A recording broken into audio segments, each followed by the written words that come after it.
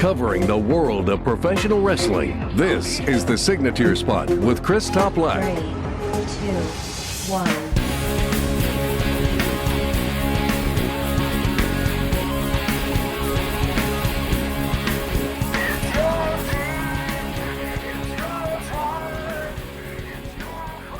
Thank you very much for tuning into the latest episode of The Signature Spot with Chris Toplak. As always, I greatly appreciate your ongoing support. You know you're getting old when you would rather reach for a piping hot cup of herbal tea than an ice-cold glass of craft beer. Now, I will be partaking on the weekend. I will be visiting a local Oktoberfest. Actually, quick little fact, Oktoberfest traditionally takes place in September in Munich, Germany, also in Frankenmuth, Michigan, the only location outside of Munich, Germany that has been officially sanctioned as an official Oktoberfest. There's some craft brew knowledge I'm dropping on you today. So yes, instead, I'm sipping on a soothing, hot cup of herbal tea. It will do the trick for today. We have a great one lined up.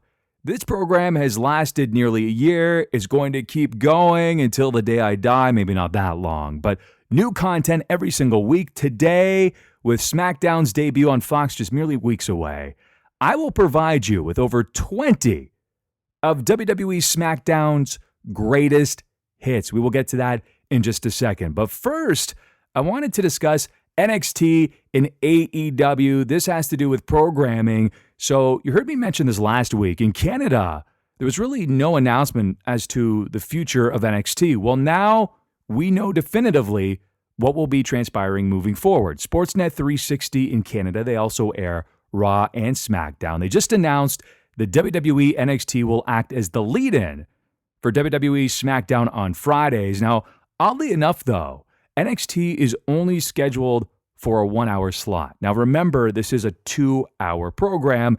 This essentially means we will not be watching NXT live in Canada. Yes, it's not a huge deal, but for an individual such as myself, who loves NXT, I live for NXT, it's my favorite show on a weekly basis, I now have to watch it a day delayed on the WWE Network. As for AEW, still no formal announcement as to where it will air in Canada. Which network? We have no idea. Now, back on September 14th, Cody Rhodes noted Canada's patience is going to pay off. Stand by. Now, I fully understand that television programming is extremely difficult to navigate through. I mean, think of all the programming you have to consider on a yearly basis. How do you squeeze in NXT or AEW? But I'm really hoping that at the very least I can watch AEW live on Wednesdays, and unfortunately NXT the next day delayed on Thursdays on the WWE Network.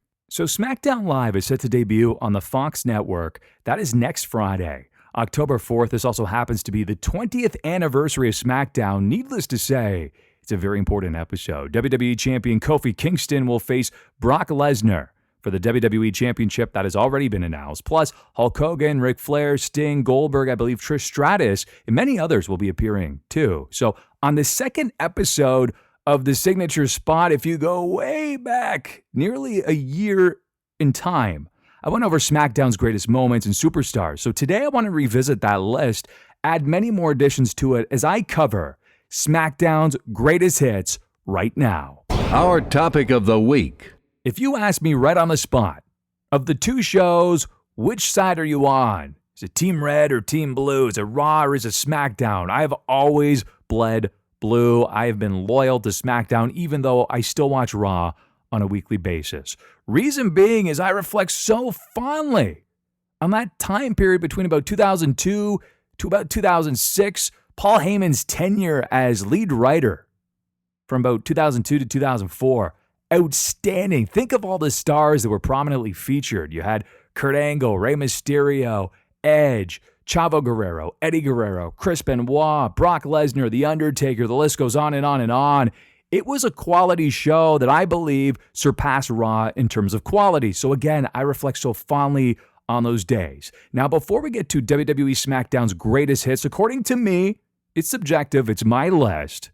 Let's go over some facts. The SmackDown pilot aired as a one-off special on April 29th, 1999. Now, of course, you know this. The show was named and inspired by The Rock's catchphrase, "Layeth the Smackdown." Michael Cole and Jim Cornette, many tend to forget about this, were SmackDown's first commentary team. And the longest match was, of course, Brock Lesnar and Kurt Angle. They wrestled for an hour. We'll get to that momentarily during SmackDown's first ever Iron Man match. Speaking of which, it was the only SmackDown match to ever be awarded Match of the Year by Pro Wrestling Illustrated. Lists such as these really create conversation within the pro wrestling community. And again, this is not to create debate. This list is according to moi, Chris Black. It's subjective. You may agree with some, you may disagree with others. But I believe these are about 21, 22, last I checked, of WWE Smackdown's greatest hits. Shawn Michaels assists Triple H during the debut episode. Way back in 1999, Shawn Michaels served as the special guest referee for The Rock versus Triple H. Whose side is he on? The Rock went for his trademark people's elbow, but instead, he ate a face full of Sweet Chin Music before he could actually land it. So Triple H took advantage. He landed the pedigree to retain his WWF World Championship. Yes, after all those years, they were still aligned with each other. Another Triple H moment. Arnold Schwarzenegger knocks down Triple H following the main event of SmackDown on November 11, 1999, which saw Test pin WWF World Champion Triple H. He confronted Arnold, who was a guest commentator. So Arnold backhanded Triple H into oblivion. Watch the footage. It's outstanding. Then proceeded to land more punches while the game was lying on the floor, and he landed them in pretty hard. Stone Cold Steve Austin then punched Triple H and raised Arnold's arm in approval. And then also Arnold, of course, held up the WWF World Championship. That's how you utilize a celebrity guest properly. Stone Cold Steve Austin blows up the DX Express. Pyro in its full glory, explosions galore. From the April 27, 2000 edition of SmackDown, it was the closing segment that saw the McMahons and DX come out to the ring. Triple H challenges The Rock. He appeared moments later on stage. Then The Rock later introduced Stone Cold on screen. He was waiting outside of the arena. Austin made it very clear whose side he was on heading into Backlash. So he went into his Austin Destruction Crane, and you know where it goes from here. He dropped a beam onto the DX Express. It blew up. A blaze of glory. Go back and rewatch that one. Full volume. It's a lot of fun. If I had to choose my all-time favorite SmackDown moment, this would be number 1 or number 2. Steve Austin fights Booker T in his supermarket. This was truly must-see television. It was so over the top, yet so incredibly entertaining. It took place following the invasion angle. The brawl came together out of revenge since it was Booker who placed Austin on the injury list. Booker even cost Austin the undisputed championship against Jericho, so it got even more heated. So Booker's in the supermarket. He's eating some dry cereal. Didn't even pay for it, by the way. When an announcement is heard over the intercom, I believe it was something along the lines of "Attention shoppers, full cans of whip ass in aisle 2. Booker T's walking around, looking around until he hears a beer can open. He turns around. It's too late. Austin hits him with a forearm. Again, it was so silly. I love it, though. Austin squirted ketchup onto Booker, threw him into some oranges, even attempted to beat him up with some apparently hard-to-come-by crackers, even though Austin ate a super kick for his troubles. Booker then locked Austin into cold storage until Austin emerged from the milk fridge. He said, "Thanks, Book. You've got milk." And then he attacked him, utilizing all of their surroundings in the best way possible. This was arguably one of the most entertaining segments in pro wrestling history.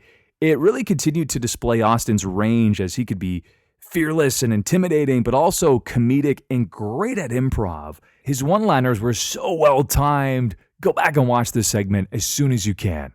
Rhino gores Chris Jericho through the SmackDown set. What a visual, what a moment. This took place on August 9th, 2001.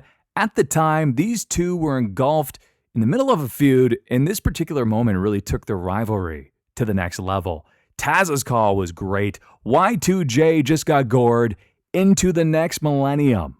The SmackDown after 9/11. We take a very serious turn here. Just 2 days removed from the absolutely horrific events of 9/11. SmackDown was truly a freedom from concern, providing viewers with entertainment during an undeniably grim time. America needs sports entertainment more than ever. That was clear, and that's exactly what was provided. Now, you can criticize WWE all you want, but they did the right thing here. Because if you recall, there was not much really happening, and they were the first to say, we're going to put on a show. So Lillian Garcia sang a very amazing, goosebump-inducing rendition of the Star-Spangled Banner on the first SmackDown after September 11th. And then Vince McMahon also provided a very inspiring speech to kick off the show as well. It wasn't about competing. It was about going out there and putting on a show. It's just what America and the world needed at that moment in time. John Cena's debut against Kurt Angle. This took place in June of 2002. Very memorable. At the time, John Cena was merely an upstart prospect with a prototype gimmick in OVW. Kurt Angle issued a challenge, and John Cena stepped up. I remember these lines clear as day. "Who the hell are you?" asked Kurt Angle. "I'm John Cena." And then, of course, Kurt Angle also asked, "What is the one quality that you possess that makes you think you can walk out here and come into the ring and face the very best in the business?" "Ruthless aggression," responded John Cena. Then he proceeded to slap Angle, tackle him down, and then those two competed in a very competitive match. It instantly put Cena on the map, and of course, he became the face that really ran that place for many years to come.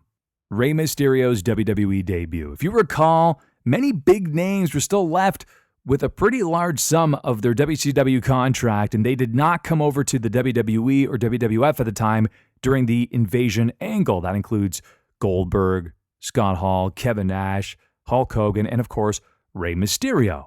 On July 25th, 2002, Rey Mysterio made his long-awaited WWE debut on SmackDown, and that was by defeating Chavo Guerrero with a 619 and a West Coast pop. And the merch just flew off the shelves as well, too, with those masks. Then, during the conclusion of the show, he made yet another impact. He came to the aid of John Cena and Edge to fight off Chris Jericho, Test, Christian, and Lance Storm. Again, that's how you make a debut. Brock Lesnar defeats Hulk Hogan. This was historic. Nobody dominated Hulk Hogan this way. On August 8th, 2002, Brock Lesnar squared off against the immortal Hulk Hogan on SmackDown and completely tore him apart like a grizzly bear. The opportunity to face The Rock at SummerSlam was up for grabs. In the end, the next big thing forced Hulk Hogan to pass out in the middle of the ring in a bear hug. If you recall, Hulk Hogan was bleeding profusely. Brock then smeared Hogan's blood all over his chest, basically to say, "I took him out, Rock's next." It was an extremely effective visual, and then again weeks later, Brock Lesnar would defeat The Rock to become the youngest WWE champion. Brock Lesnar and The Big Show break the ring. Yes, it's been done ever since. I'm pretty sure even most recently with The Big Show and Braun Strowman, but nothing beats the first time you ever saw it. And this transpired during a SmackDown taping on June 12th, 2003. Brock Lesnar executed a top rope suplex onto The Big Show, and that was roughly 800 pounds that came crashing down. It broke the ring. More than anything, it was shocking in a sight that we had never seen before. So this was pre-Twitter, pre-Facebook. You basically had to call your friends or I guess email them. It would take forever, but you had to call your friends and say, you have to tune into SmackDown. Brock Lesnar and The Big Show just broke the ring. I don't know if this is scripted or not, but man, I've never seen anything like this before. So it was historic. Yes, the third Brock Lesnar moment in a row. It is Brock Lesnar versus Kurt Angle in a 60-minute Iron Man match for the WWE Championship September 18th, 2003. Many tend to forget that Brock Lesnar was the face of the promotion as SmackDown went from the B show to the A show, but he had quite a supportive cast behind him, such as Kurt Angle, and these two shared incredible chemistry. At the time, this was arguably the best feud of the year, not only in the ring, but those backstage segments as well, too. They were jovial, they were silly, but they were a lot of fun. Brock was able to show his character in full force. The one that I vividly recall would be the milk chugging competition. Remember that one? Kurt Angle backstage, struggling to get through the milk. Brock Lesnar chugging it down, no problem at all. Basically slaps Kurt Angle onto the back. Kurt Angle spits it onto a girl nearby as Kurt looks absolutely horrified and embarrassed. So these two headlined WrestleMania 19 in that infamous match. Both were banged up. Brock Lesnar, of course, with that shooting star press that nearly ended his career. And by now, both men were slightly healthier in their competitive rivalry in the Ultimate Competition, a 60-minute Iron Man match. And what I love here, too, is the fact that it wasn't just 1-0. There was plenty of action. Lesnar eventually won the match 5 falls to 4 to become the new WWE champion in the process. It was an instant classic. Eddie Guerrero's WWE Championship celebration. I went back and rewatched it. It was highly emotional. I had tears in my eyes. I still can't believe Eddie Guerrero was gone. He was so larger than life. And one word to describe this, validation. For years, we knew Eddie Guerrero was one of the very best in the business all around. That still holds true to this very day. But could he be the guy? Could he carry a championship? Well, it took place after No Way Out 2004. He defeated Brock Lesnar to become the new WWE champion. The fans believed it. They rallied behind Eddie Guerrero. There's balloons, confetti, and of course, the approval of the fans. I get goosebumps talking about it. It was a very emotional moment. And Eddie Guerrero at that point was truly king of the mountain. And God, do I ever miss him. It's such a testament to Eddie Guerrero's impact that you can't mention SmackDown without mentioning Eddie Guerrero. He was one of the undeniable faces of the brand.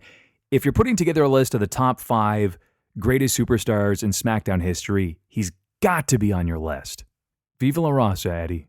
We go from that moment to a much more comedic one. Sexy Kurt. This was during the March 24th, 2005 edition of SmackDown. In the build-up to their match at WrestleMania 21, by the way, one of my all-time favorite WrestleMania matches, Kurt Angle brought out Sensational Sherry to assist him with a remix of Shawn Michaels' theme song, Sexy Boy. Kurt was out to prove he was not only a better athlete than Shawn, but also a better entertainer as well. I went back, rewatched it.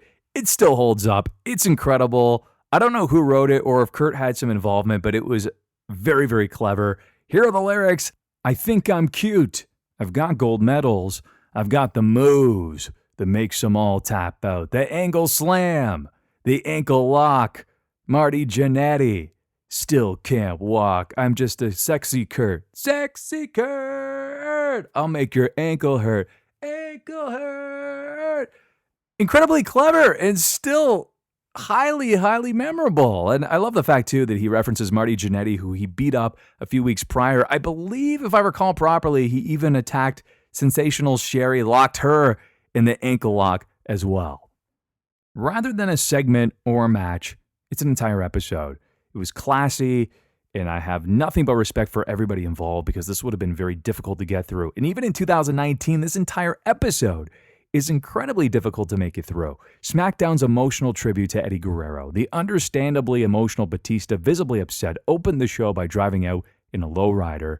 He eventually placed his World Heavyweight Championship on the hood in tribute of Eddie. Everybody was wearing those shirts, I'm Your Poppy. The show was headlined by Triple H and Chris Benoit, with the rabid Wolverine forcing the game to tap out to the crippler crossface.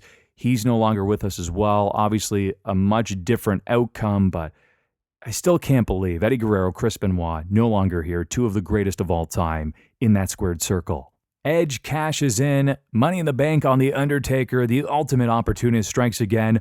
The Undertaker defeated Batista in a steel cage match, but then he was attacked by Mark Henry. So during the May 11th, 2007 edition of SmackDown, Edge cashed in his Money in the Bank contract to defeat The Undertaker. As we know, he went on to become one of the most decorated champions of the past 2 decades.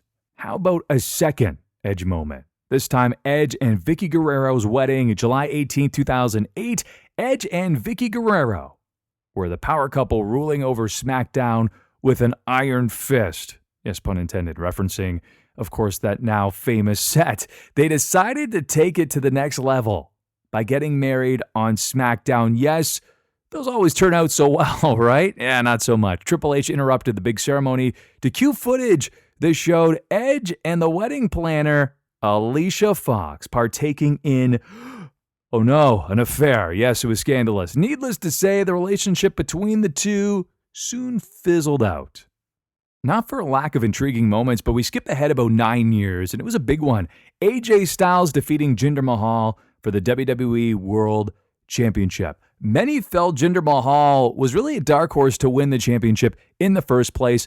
Not only was it unpredictable, but he actually had a 170-day reign as champion. That is shocking. Mind you, it was pretty lackluster, so who came to the rescue? None other than the phenomenal one, AJ Styles, who pinned him on the November 7th edition of SmackDown to become the new WWE Champion. Yes, AJ Styles was the face that ran the place. This might be a somewhat controversial pick, but after going back and rewatching a couple of these segments, I found them highly entertaining. The Miz and Maurice reenact Total Bellas. At first, I didn't know what to expect, but the vignettes ended up being some of the best in recent memory. The Miz acted as the robotic John Cena, while Maurice acted as though Nikki was obsessed with John and desperate to be proposed to. While many were looking forward to the mixed tag match at WrestleMania 33, the build-up was actually far better than expected, and again, these vignettes actually do hold up. Another great moment, Daniel Bryan formally announced he's medically cleared to return to competition. Daniel Bryan was forced to retire in 2016. It was heartbreaking. From there, he became the SmackDown general manager. His dream was always to return to in-ring competition, but that reality seemed very unlikely until 2018. While WWE.com first announced the fact that Daniel Bryan was medically cleared, hearing this from his own mouth, his own words on SmackDown, was much more meaningful. The overwhelming response from the live audience only added to the impactful announcement. His speech really covered never giving up hope, and reliving his moments still induces goosebumps, at least for me. Daniel Bryan would team with Shane McMahon to take on the team of Sami Zayn and Kevin Owens at WrestleMania 34, the same venue where he enjoyed one of the greatest WrestleMania moments of all time. How apropos. This one is a Kofi Kingston two-parter. First, the Elimination Chamber Gauntlet match on February 12, 2019. Ahead of the Elimination Chamber, Mustafa Ali suffered an injury. He was forced out of the match. Kofi Kingston, and rightfully so, was then selected as his replacement, and in a gauntlet match, it was an effort to determine the last entrant in the chamber match. So Kofi Kingston defeated Daniel Bryan, Jeff Hardy, and Samoa Joe, really a who's who there, prior to losing and being submitted by AJ Styles. Now, if you recall, Kofi Kingston was saying, this is my moment, because AJ was saying, like, hey, stay down, man. But Kofi's like, no, this is my moment. I'm ready for this. That was a real emotion that you felt. Kofi lasted over 50 minutes. That's a staggering number. This was really the beginning of the Kofi Mania era, if you ask me. Then there was part two, the Gauntlet match, SmackDown Live, March 19th, 2019. On this evening, Kofi Kingston attempted to beat 5 of SmackDown Live's best for the right to challenge WWE Champion Daniel Bryan at WrestleMania 35. So he went on to defeat Sheamus, Cesaro, Rowan, Samoa Joe, and Randy Orton in the same evening. Damn impressive. Unfortunately, Vince McMahon said, hey, you just have one more opponent that you need to defeat to earn that WrestleMania match. And that opponent was Daniel Bryan. So following the running knee, Bryan pinned Kofi, and he lasted nearly an hour. But as we know, he did have his big WrestleMania moment defeating Daniel Bryan in one of the most celebrated moments of the year. I'm sure there are many more greatest hits you can add to this list, but I felt as though that covered the full spectrum. So let me know your thoughts on social media. Would you add some to the list? Would you remove some? Either way, again, is fully subjective, and there's a lot to celebrate when it comes to SmackDown Live. Again, the debut is on Fox next Friday, October 4th. I'm really looking forward to it, and I will be tuning in live. Now, next week, I'm going to review the debut of AEW Dynamite on TNT in the 8 to 10 time slot. The home in Canada, TBD. I guess we will find out soon enough, but either way, you can expect a full review next week. Let's just rejoice because in 2019, we have more pro wrestling options than ever before, and I try to take as much in as humanly possible. So thank you for tuning in to another episode. If you would be so kind, like, share, subscribe, and of course tell your friends, family, and fellow wrestling fans to tune in on a weekly basis. And until next week, happy trails to you until we meet again. This concludes another episode of The Signature Spot with Chris Toplack. For new episodes, subscribe on YouTube. Stitcher, Spreaker, iHeartRadio, or iTunes. And don't forget to follow The Signature Spot on Facebook for exclusive clips, polls, and opinions.